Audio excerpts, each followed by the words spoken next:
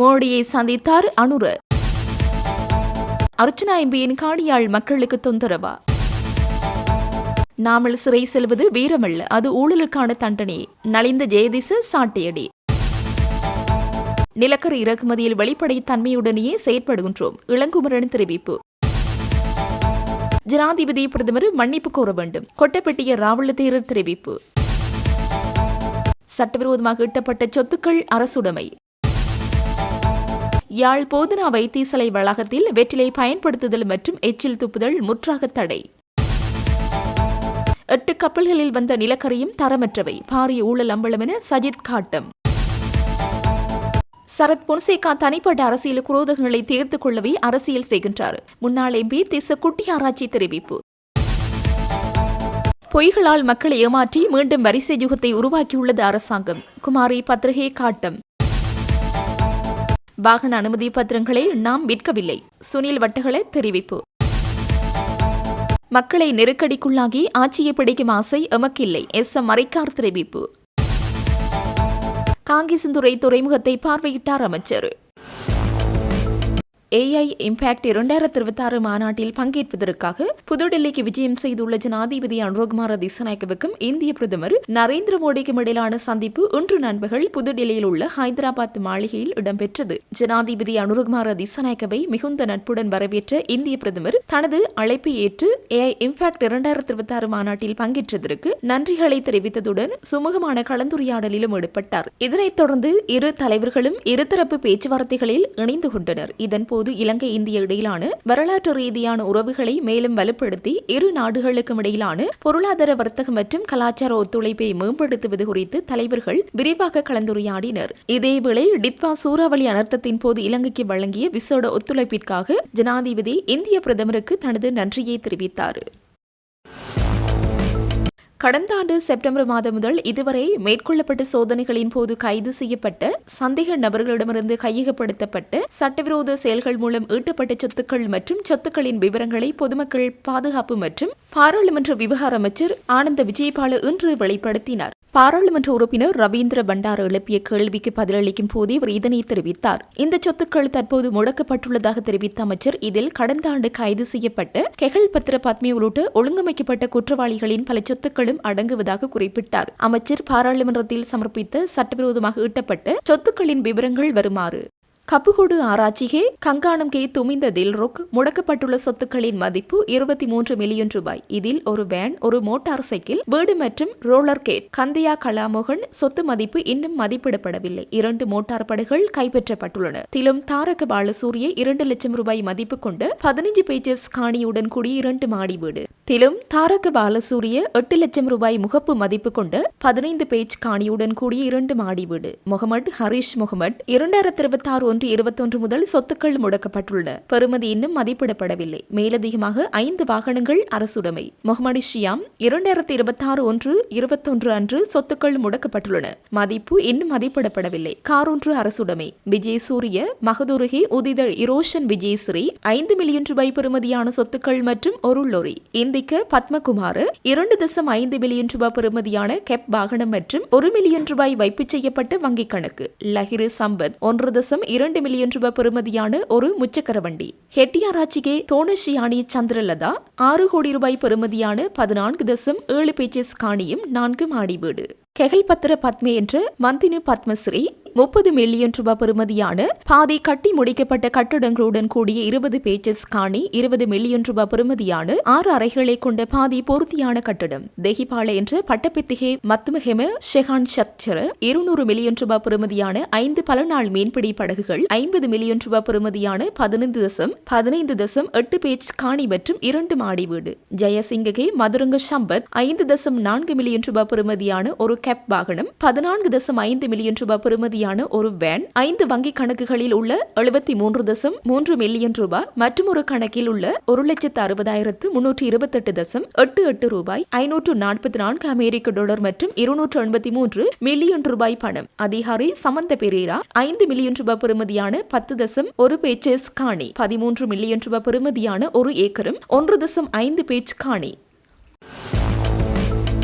வடக்குக்கு போய் ஜனாதிபதி அனுரகுமார திசாநாயக்க மற்றும் பிரதமர் ஹரிணி அமரசூரி ஆகியோர் தெரிவித்த கருத்துக்களை உடனடியாக மீள பெற்றுக்கொள்ள வேண்டும் என கொட்டப்பேட்டிய ராவுலதேர தெரிவித்துள்ளார். அதாவது வடக்குக்கு பௌர்ணமி தினத்தில் விஹாரைக்கு வரும் தென்பகுதியினர் வைராக்கியத்தை விதைப்பதாக ஜனாதிபதி கூறிய விடயம் மற்றும் பிரதமர் மன்னாரில் தெரிவித்த கருத்தான யுத்தத்தை எங்களை கேட்டா மேற்கொண்டர் என்ற கருத்துக்கள் பௌத்தர்களுக்கு ஏற்படுத்திய களங்கமாகும் என்றார். பௌத்த மகா சம்மேளனத்தில் இன்று நடைபெற்ற மகா சங்க சம்மேளனத்தில் உரையாற்றும் போது இதனை தெரிவித்தார். தொடர்ந்தும் தெரிவித்த அவர், ஜனாதிபதி அவர்களே, நீங்கள் நேர்மையாக நடவுங்கள். நீங்கள் இந்த நாட்டின் ஜனாதிபதியாக எங்கேயும் ரகசியமாக கதைக்க முடியாது. இன்றைய நவீன தொழில்நுட்பத்தில் அனைவரும் அறிந்து கொள்வர். பிரதமர் ஹரிணி அம்மையாரே, மன்னாரில் நீங்கள் தெரிவித்த கருத்தையும் நாம் வன்மையாக கண்டிக்கின்றோம். உடனடியாக அந்த கருத்துக்களை மீள பெற்றுக் கொள்ளவும். ஜனாதிபதி அவர்களே, தவறுதலாக சொல்லிவிட்டேன், மன்னிக்கவும் என்று சொன்னால் நாங்கள் மன்னிப்போம். அப்படி இல்லை என்றால் அந்த கருத்துக்களை அப்படியே வைத்துக் கொண்டு பௌத்த விரோதத்திற்கு எதிராக போர் தொடுப்போம். வடக்கு கிழக்கில் 1000க்கும் மேற்பட்ட புராதன தொல்பொருள் இடங்கள் இருக்கின்றன. கிழக்கில் சில இடங்கள் பெயர் பலகைகள் அகற்றப்பட்டுள்ளன. அதை உடனடியாக மீள் அமைக்க வேண்டும் என ஜனாதிபதியை கோருகின்றோம். எமது பௌத்த புராதன தொல்பொருள் மற்றும் எமது சம்பிரதாயங்கள் இல்லாதொழிக்கப்படுகின்றன. இதற்கு நாம் என்ன செய்ய வேண்டும்? யாழ்ப்பாணத்தில் இருக்கும் ஒரு சிங்கள கிராமமே நாவட்குழியாகும். அதை பாதுகாக்க வேண்டும் என குறிப்பிட்டுள்ளார்.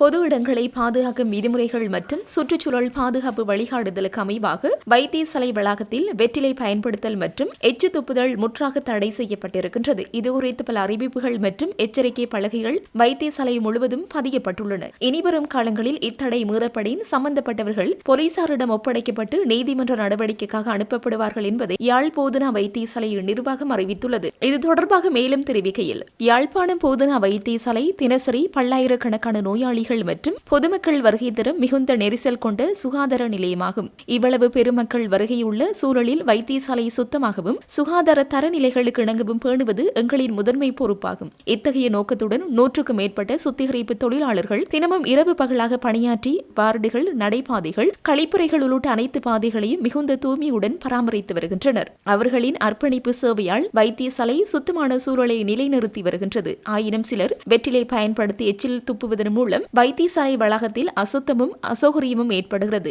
இது சுகாதார தரநிலைகளுக்கு முரணானதோடு நோயாளிகள் மற்றும் பார்வையாளர்களின் நலனுக்கும் பாதிப்பு ஏற்படுத்துகிறது. அரசாங்கத்தின் பொது இடங்களை பாதுகாக்கும் விதிமுறைகள் மற்றும் சுற்றுச்சூழல் பாதுகாப்பு வழிகாட்டுதலுக்கு அமைவாக வைத்தியசாலை வளாகத்தில் வெற்றிலை பயன்படுத்துதல் மற்றும் எச்சில் துப்புதல் முற்றாக தடை செய்யப்பட்டிருக்கிறது. இதுகுறித்த பல அறிவிப்புகள் மற்றும் எச்சரிக்கை பலகைகள் வைத்தியசாலை முழுவதும் பதியப்பட்டுள்ளன. இனிவரும் காலங்களில் இத்தடை மீறப்படின் சம்பந்தப்பட்டவர்கள் போலீசாரிடம் ஒப்படைக்கப்பட்டு நீதிமன்ற நடவடிக்கைக்காக அனுப்பப்படுவார்கள் என்பதையும் பொதுமக்களின் கவனத்திற்கு கொண்டு வருகின்றோம். இந்த வைத்தியசாலை உங்கள் அனைவரின் வைத்தியசாலையாகும். அதனை சுத்தமாகவும் சுகாதாரமான சூழலுடன் பாதுகாப்பது ஒவ்வொருவரின் பொறுப்பாகும். எனவே இத்தகைய செயல்களிலிருந்து முழுமையாக விலகி சுத்தம் மற்றும் ஒழுங்கை பேணுவதில் ஒத்துழைக்குமாறு அன்புடன் கேட்டுக்கொள்கிறேன் என்று தெரிவிக்கப்பட்டுள்ளது.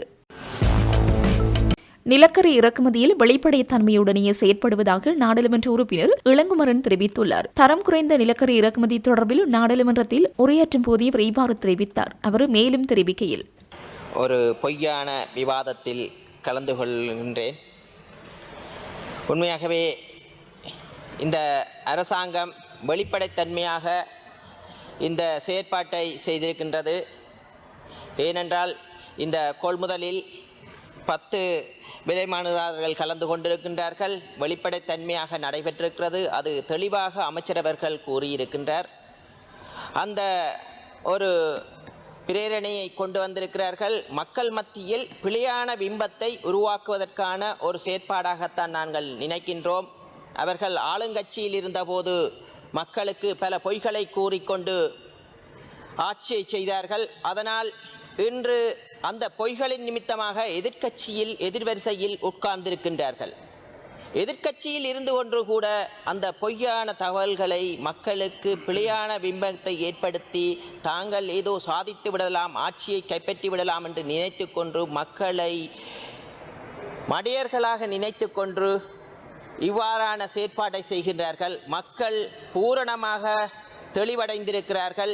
அதனால் உங்கள் பொய்களை கண்டு அவர்கள் குழம்பி போவதில்லை என்ற வகையில் இந்த செயற்பாடானது நுரச்சோலை மின் நிலையமானது 900 மெகாவாட்ஸ் மின் உற்பத்தி செய்கின்றது. இந்த மின்சாரத்தில் 30 தொடக்கம் 40% மின் உற்பத்தியை மேற்கொள்கிறது. நாங்கள் இந்த வினைத்திறனாக செயற்படுகின்றோம். வெளிப்படைத்தன்மையாக இந்த டெண்டரை கோல் பண்ணி குறைந்த விலை மனிதர்களுக்கு வழங்கியுள்ளோம். நான் நினைக்கின்றேன் இந்த வெளிப்படைத்தன்மையால் அவர்களுக்கு இந்த விலை மனுக்கள் இவர்களது உறவுமுறைக்காரர்களுக்கு விலை மனு கிடைக்கவில்லை என்று நினைக்கின்றேன். அதனால் இந்த பாராளுமன்றத்தில் இவ்வாறான பொய்யான வதந்திகளை கொண்டு நேரத்தை வீணடிக்கின்றார்கள். இந்த பிரேரணையை கொண்டதன் ஊடாகவே அவர்கள் கொண்டு வந்த பிரேரணையை அவர்களுக்கே எதிர்வினையாற்றுவதாக இந்த பாராளுமன்றத்தில் எல்லா விவாதங்களையும் பார்க்கும்போது தெரிகின்றது.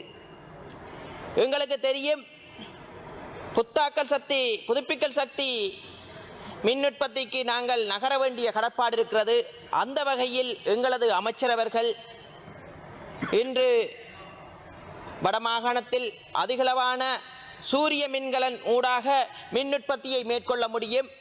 அதே நேரம் காற்றாலையினூடாக மின் உற்பத்தியை மேற்கொள்ள முடியும். சூழலுக்கு எந்த வகையிலும் பாதிப்பில்லாத வகையில் மின் உற்பத்திகளை எமது நாட்டில் உற்பத்தி செய்ய முடியும் என்பதை நாங்கள் காண்கின்றோம். ஏனென்றால் மின்சார பாவனையானது எமது நாட்டில் அதிகரித்து கொண்டு போகிறது. ஏனென்றால் இன்று அதிகளவான வாகனங்கள் மின்சாரத்தில் இயங்கக்கூடிய வாகனங்கள் எமது நாட்டிற்கு வந்து கொண்டிருக்கின்றன.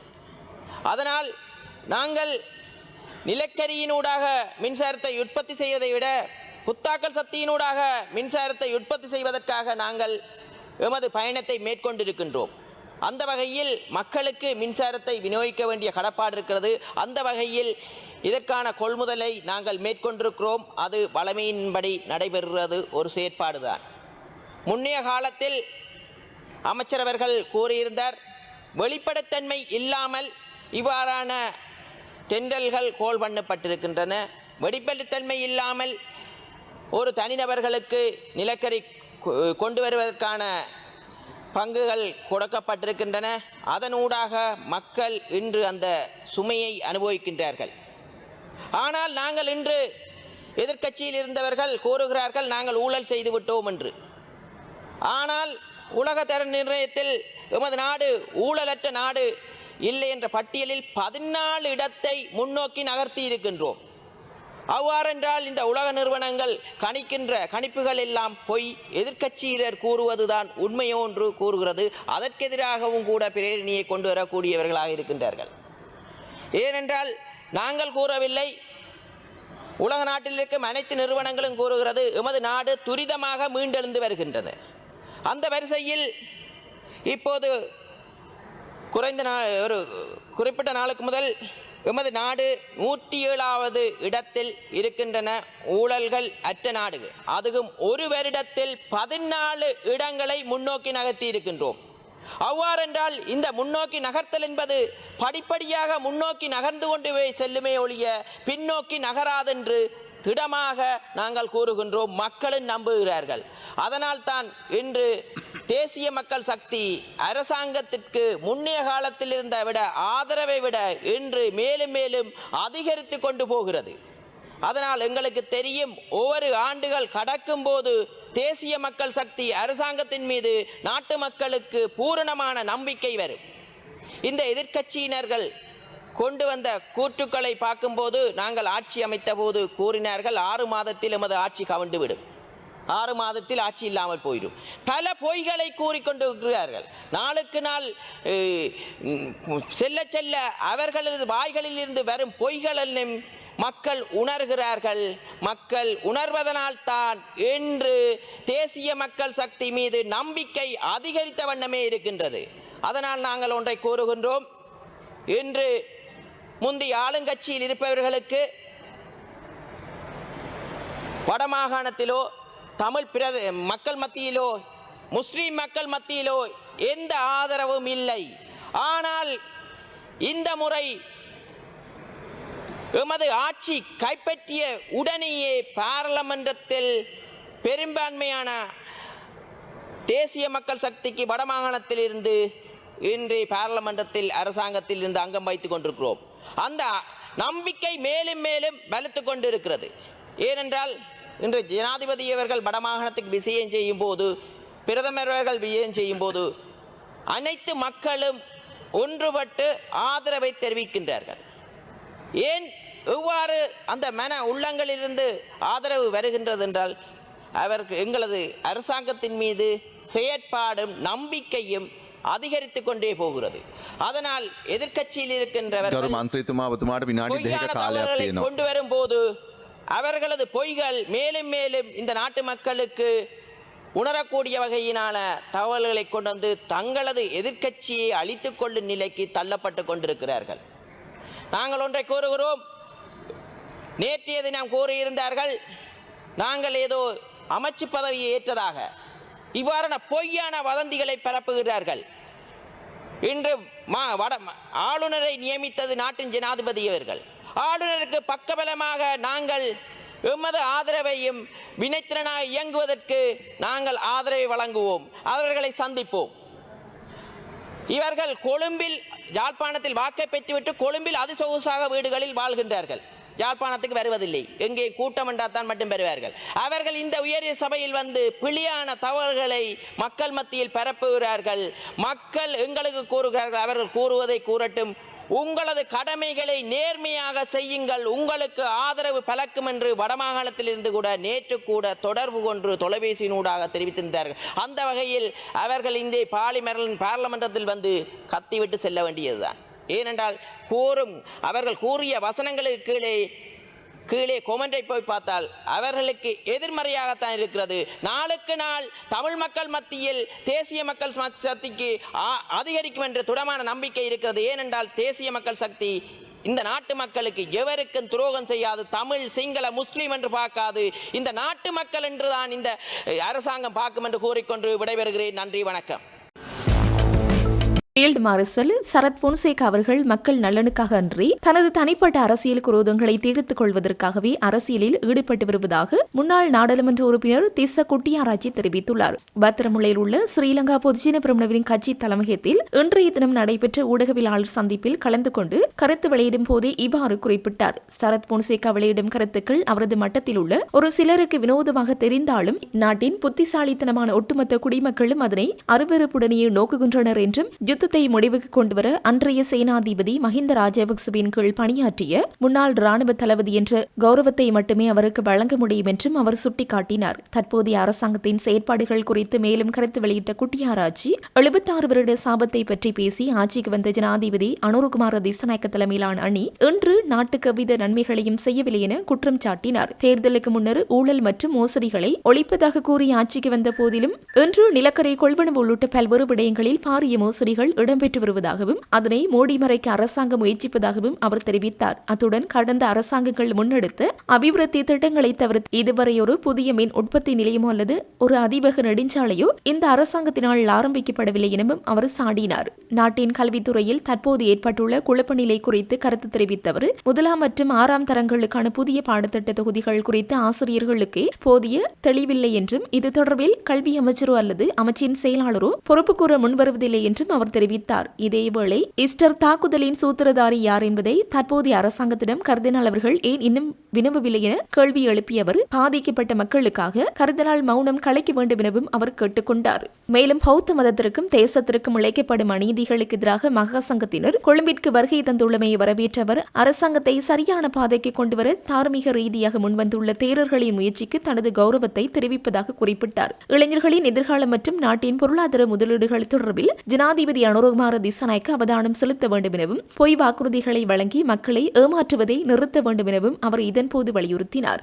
நாமல் ராஜபக்சவை சிறையில் அடைத்தாலும் அவரை ஜனாதிபதியாக்கியே தீர்வோம் என்றும் அவர் தெரிவித்துள்ளார். மக்களான எமது பக்கம் திரும்பும் போது நாமல் ராஜபக்சவை எப்படியாவது சிறையில் அடைக்க அரசாங்கம் முயற்சிக்கின்றது. எனவே எதற்கும் நாம் தயாராக இருக்கின்றோம். சிறையில் அடையுங்கள். அவர் உள்ளே இருந்தாலும் வெளியே இருக்கும் நாம். அவர் உள்ளே இருக்கும் போது ஜனாதிபதி தேர்தல் நடத்தப்படாமல் நாமல் சிறையில் இருந்து கொண்டே வெளியே ஜனாதிபதியாக மாறினார் என்பது வரலாற்றில் இடம் பிடிக்கும். அதை எழுதி வைத்துக் கொள்ளுங்கள் என்று அவர் தெரிவித்துள்ளார்.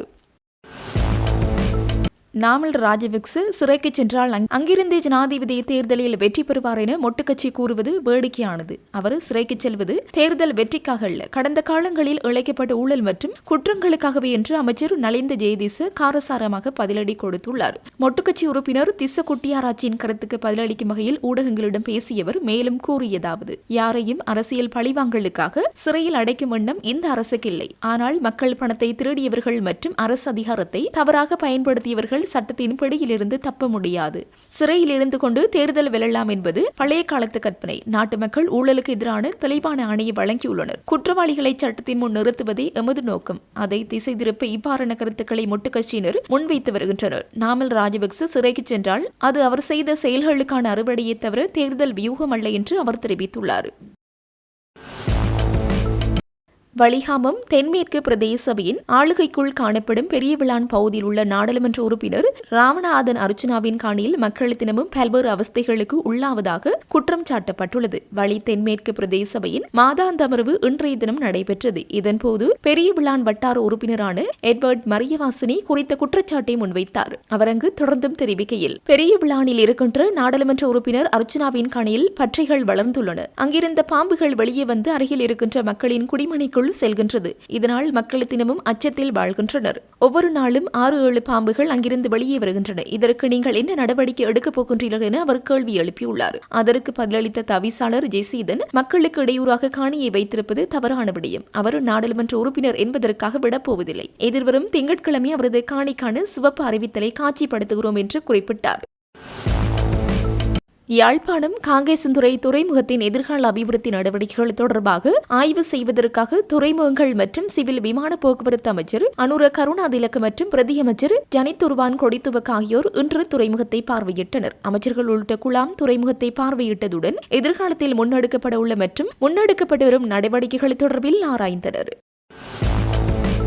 தற்போதைய அரசாங்கத்தின் செயற்பாடுகளை மகளிர் முன்னணி தலைவர் குமாரி பத்ரஹே குற்றம் சாட்டியுள்ளார். கொழும்பில் உள்ள ஸ்ரீலங்கா சுதந்திர கட்சியின் தலைமையகத்தில் நடைபெற்ற விசேட ஊடகவியலாளர் சந்திப்பில் கலந்து கொண்டு கருத்து தெரிவித்த அக்கட்சியின் மகளிர் முன்னணி தலைவி குமாரி பத்ரஹே குற்றம் சாட்டியுள்ளார். சர்வதேச மகளிர் தினத்தை முன்னிட்டு பெண்களாகிய நாம் அனைவரும் ஒன்றிணைவோம் என கூறி வாக்குறுதிகளை வழங்கியவர்கள் இன்று எங்கு இருக்கிறார்கள் என்று தேட வேண்டிய நிலை ஏற்பட்டுள்ளதாக அவர் சுட்டிக்காட்டினார்.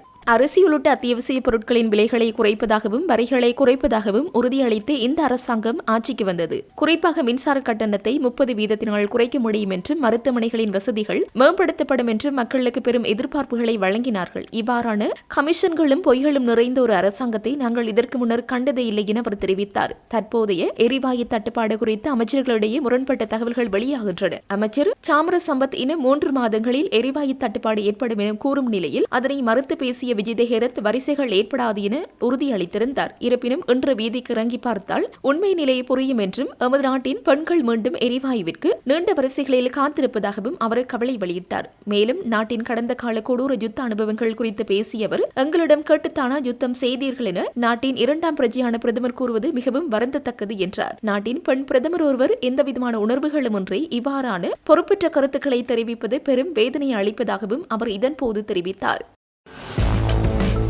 வாகன அனுமதி பத்திரங்களை பெற்றுக்கொண்டாலும் அவற்றை ஒருபோதும் நாம் விற்கவில்லை என பொதுமக்கள் பாதுகாப்பு மற்றும் நாடாளுமன்ற அலுவல்கள் பிரதியமைச்சர் சுனில் வட்டுகளை தெரிவித்துள்ளார். நாடாளுமன்றத்தில் இன்று உரையாற்றிய போது இவர் இதனை தெரிவித்துள்ளார். அமைச்சர் ஒருவரின் தாயாரின் வங்கிக் கணக்கிற்கு பணம் வந்ததாக இங்கு முன்மொழியப்பட்ட யோசனையில் ஒரு நாடாளுமன்ற உறுப்பினர் குறிப்பிட்டிருந்தார். ஹோமகமவில் உள்ள ஒரு கணக்கு என கூறப்பட்டது. அதை கூறிவிட்டவர் ஓடிவிட்டார். அதன் பின்னர் எமது முன்னாள் நாடாளுமன்ற உறுப்பினர்கள் கார் அனுமதி பத்திரங்களை பெற்றுள்ளனர் என ஒரு சவாலை முன்வைப்பது போல இங்கு கொண்டு வந்தார்கள். நாம் அவற்றை பெறவில்லை என்று கூறவில்லையே, நாம் பெற்றிருக்கிறோம். ஆனால் உங்களைப் போல நாம் ஒரு அனுமதி பத்திரத்தை கூட விற்கவில்லை. சரிதானே? நாம் ஒரு அனுமதி பத்திரத்தையும் விற்கவில்லை. நாம் வாகனத்தை பெற்றோம் என்பது உண்மைதான். ஆனால் இது ஒரு சவாலாக அமையவில்லை. முடிந்தால் அமைச்சரின் தாயாரின் கணக்கிலக்க மற்றும் அந்த விவரங்களை வெளியிடுமாறும் நாம் சவால் விடுத்தோம். ஆனால் அதை கூறியதோடு சரி, அதன் பிறகு அதை காணவில்லை. அந்த விவரங்களை சபையில் சமர்ப்பிக்க வந்த அந்த உறுப்பினர் இப்போது காணாமல் போயுள்ளார் என தெரிவித்துள்ளார்.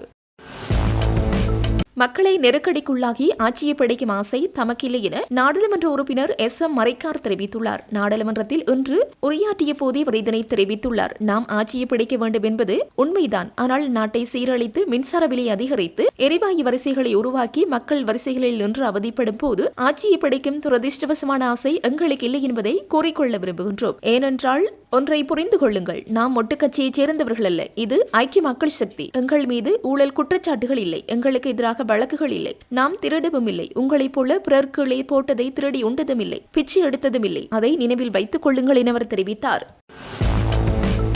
நாட்டில் கொண்டுவரப்பட்ட நிலக்கரியின் தரம் மற்றும் மின்சார சபை ஊழியர்களின் பிரச்சினைகள் குறித்த எதிர்க்கட்சித் தலைவர் சஜித் பிரேமதாஸ் நாடாளுமன்றத்தில் இன்று குற்றம் சாட்டினார். புதிய டெண்டரின் கீழ் தென்னாப்பிரிக்காவிலிருந்து கொண்டுவரப்பட்ட 8 கப்பல் நிலக்கரியும் தரம் குறைந்தவை என தரவுகள் மூலம் உறுதியாகியுள்ளது. கடந்த 10 ஆண்டுகளாக ஒரு அலகில் 300 மெகாவாட் மின்சாரம் உற்பத்தி செய்யப்பட்ட போதிலும் தற்போது வந்த நிலக்கரியால் 255 முதல் 295 மெகாவாட் வரை மட்டுமே உற்பத்தி செய்ய முடிகின்றது. நிலக்கரியின் தரத்தை கொதிகளின் மூலம் கண்டறிய முடியும் எனவும் இந்த தரவுகளை யாராலும் மாற்றவோ அல்லது மறைக்கவோ முடியாது எனவும் அவர் சுட்டிக்காட்டினார். தரமற்ற நிலக்கரியால் ஏற்படும் மின் பற்றாக்குறையை நிவர்த்தி செய்ய டீசல் மூலம் மின்சாரம் தயாரிக்க நேரிடும். அது டீசல் மின் உற்பத்தி மாபியாவுக்கு சாதகமாக அமைவதோடு அதன் நட்டத்தை மின்கட்டண உயர்வு மூலம் மக்கள் மீது சுமத்த அரசாங்கம் திட்டமிட்டுள்ளதாகவும் அவர் எச்சரித்தார். மின்சார கட்டணத்தை குறைப்பதாக கூறி ஆட்சிக்கு வந்த அரசாங்கம் தற்போது வீதி மின் விளக்குகளின் பராமரிப்பு செலவுக்காக மக்கள் மீது மேலதிகமாக 2.2% வரியை சுமத்த முயற்சிப்பதாகவும் அவர் மேலும் தெரிவித்தார். நாட்டில் முட்டை மற்றும் கோழி இறைச்சியின் விலைகள் அதிகரித்துள்ளதாக நுகர்வோர் குற்றம் சுமத்துகின்றனர். சாதாரண சந்தையில் முட்டையொன்று 35 ரூபாவிற்கு அதிக விலைக்கு விற்பனை செய்யப்படுகின்றது. இது பல்பொருள் அங்காடியில் ஒரு முட்டை 55 தொடக்கம் 60 ரூபாய் வரையிலான விலையில் விற்பனை செய்யப்படுகின்றது. 1 கிலோகிராம் கோழி இறைச்சி சந்தையில் 1300 என்று அதிக விலைக்கு விற்பனை செய்யப்படுகின்றது. இந்த நிலையில் விநியோகத்தர்கள் விலைகளை அதிகரித்துள்ளதால் தாமும் விலையை கூட்ட வேண்டியுள்ளதாக வியாபாரிகள் தெரிவிக்கின்றனர். தற்போது சந்தைக்கு கிடைக்கும் கோழி இறைச்சி மற்றும் முட்டை விநியோகத்தில் ஓரளவு தட்டுப்பாடு நிலவுவதாகவும் வியாபாரிகள் மேலும் குறிப்பிட்டுள்ளனர்.